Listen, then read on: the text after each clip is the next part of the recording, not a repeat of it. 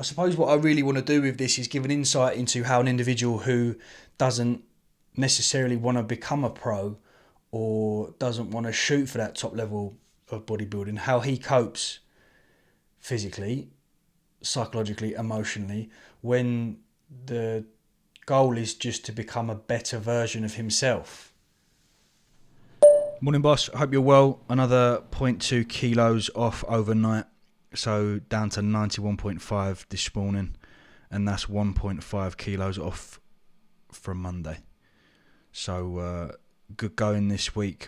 I'll send over some physique shots now instead of waiting at Crayford.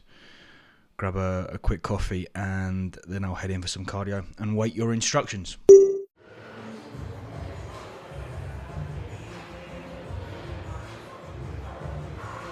Folks, we did it. After a very intense 4 to 6 weeks. I mean, it's not over. I'm talking like it's over. It's far from over. But we have caught up and we are now in a position whereby we can feed a little bit. 91.5 key this morning. Cal was very happy with physique shots. Glutes are coming in, which is just fucking, like, for me, as you know, OG fans of the channel, is unheard of.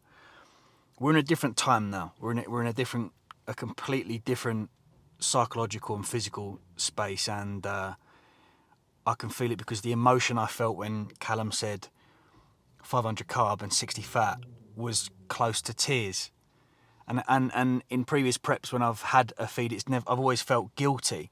I feel like this is the reward. So I spent the last 50 minutes on the Stairmaster, which was by far the easiest Stairmaster session, filling out what I wanted to eat from my Fitness Pal. And I'm going to go into carb, just sitting outside now, and get a few bits. Nothing alien, just what I've been used to. Sources I've been using previously on prep. And we can feed. I don't know if anyone has ever felt this. I don't know if it's just me. But recently, I've been getting food anxiety. I think because we've been quite restrictive with the diet. I'm getting food anxiety.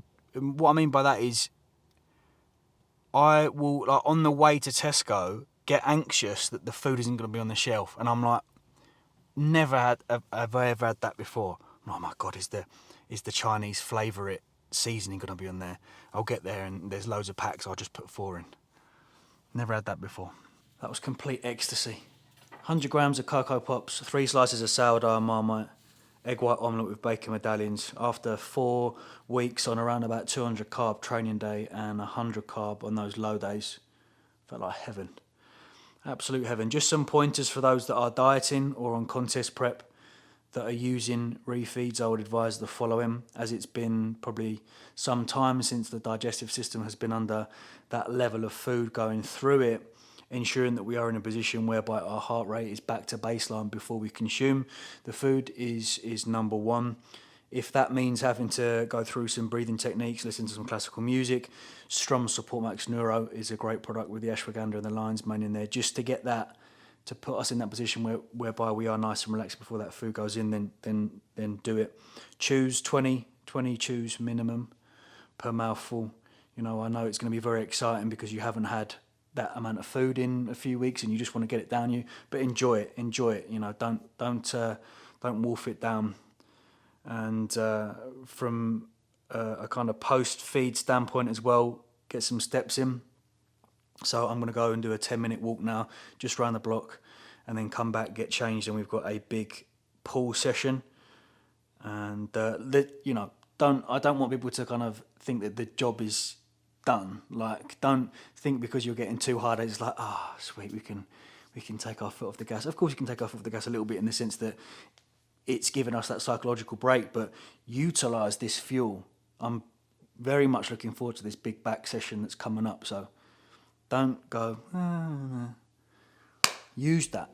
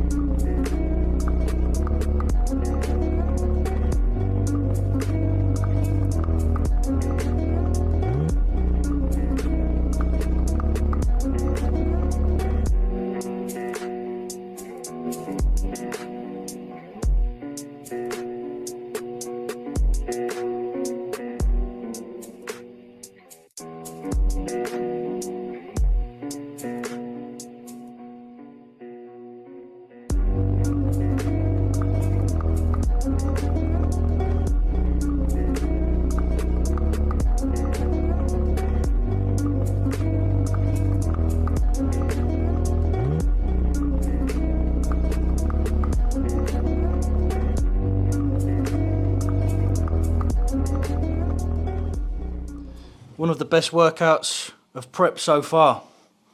After that injection of food this morning, got back, had 3 chicken fajita wraps. Tutta bene, tutta bene.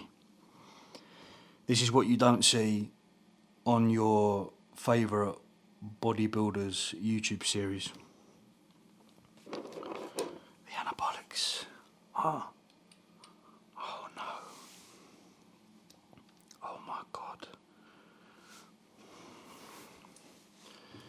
See, if you don't talk about something and you don't educate, it then becomes taboo. And then taboo subjects occasionally are then met with huge misconceptions, thus resulting in a very poor outcome.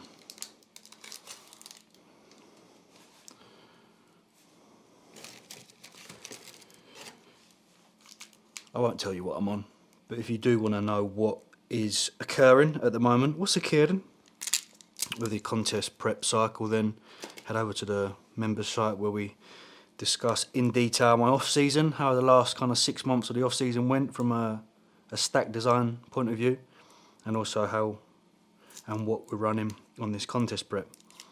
But just taking Gunner for a walk. I don't know if anyone else is like really OCD about evenings on prep.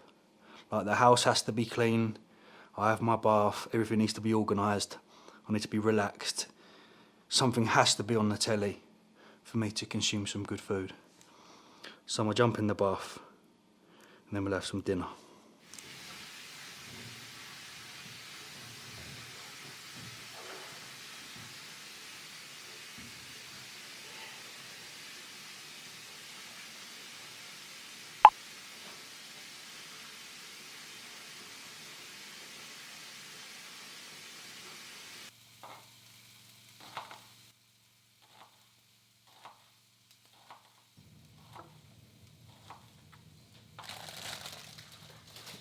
There's always been a very small part of me, and it's a terrible mindset to have, but there's always been a very small part of me that feels the whole it's you versus you to be almost like a get out of jail card, because the realisation that they can't win a show, or the realisation that they haven't pushed themselves to a specific area where they should have done, has sunk in, and they kind of just fall back and go, oh, well, at least I look better than previous season.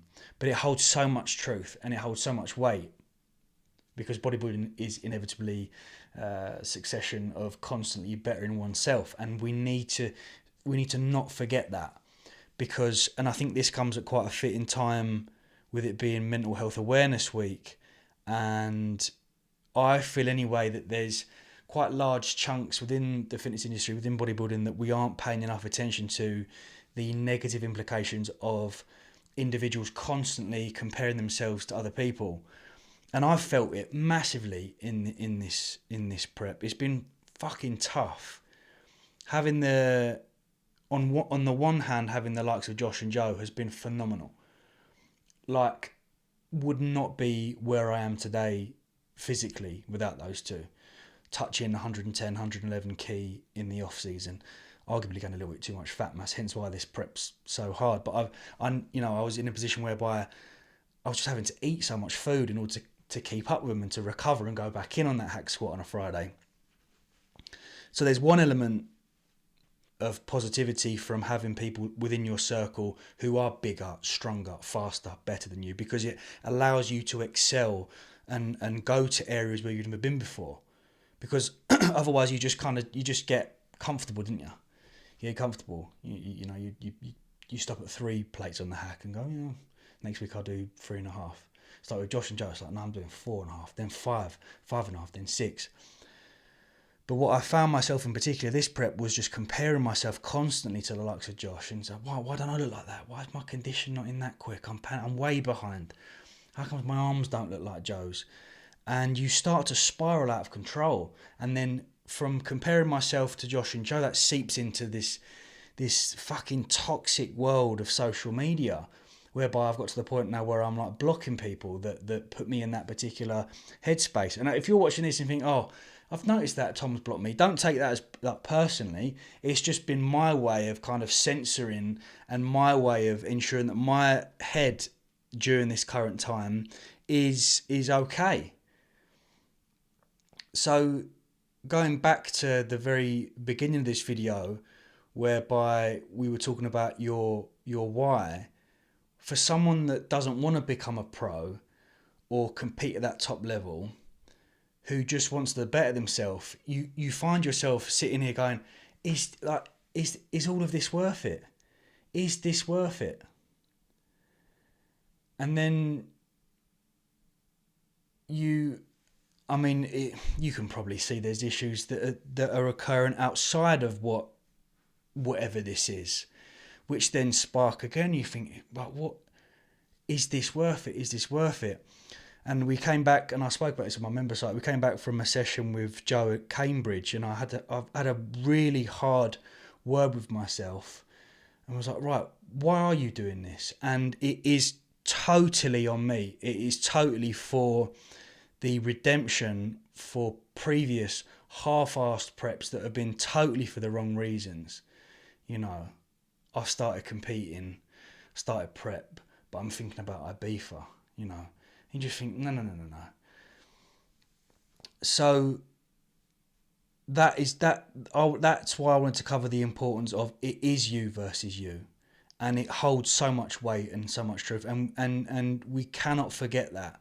We really can't forget that, especially for kind of up and coming bodybuilders in this very fast paced, not just within bodybuilding, but just this fast paced social media that we're in, this fucking toxicity that we're constantly in. If it's not physicality that we're comparing ourselves to, it's a business owner.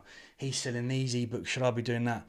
And it really needs to be highlighted that it is you versus you. If you can look back at your previous self and say, I've smoked him, then there's the win. That's the dub in the bag. And I think we can all agree, looking back at my sort of 2019 show at that PCA body pile, it's just like, what the fuck? I don't even know why I know why I turned up to that, just for a bit of clout and for a bit of back and forth with Brandon and a chance to kind of excel my business and brand.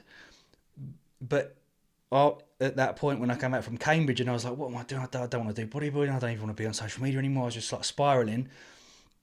I just very simply looked back at that and saw myself on stage at 82 kilos. And now, like this morning at 91, I'm thinking, fuck, that's mad. Well done. Like, fucking give yourself some credit. So this is within episode number 1. I wanted to highlight the importance of it is you versus you, but also the importance of surrounding yourself with people that are going to push you and allow you to excel. Like I said, without Josh and Joe in the off season and in contest prep, I wouldn't be where I am today. But you have to be very careful at not falling into the trap of comparing yourself to those people, because Josh is Josh. Josh is going for that pro card, and I have no doubt that he's going to get that this year. No doubt. You know, I could put everything on it that he'll get it this year, especially after seeing him on Sunday. Joe competing tomorrow, first showings as a pro, will do damage. You know, I think we've all done very well as a team to get the best out of each other, and I'm excited for my show in 4 weeks. I'm excited for Josh's in a couple of weeks. I'm excited to see Joe tomorrow. So there we go. That's just a little insight into episode number 1 of the Retribution behind the scenes. In the next episode, we're going to go to Tesco and give you like an Americanized food shop.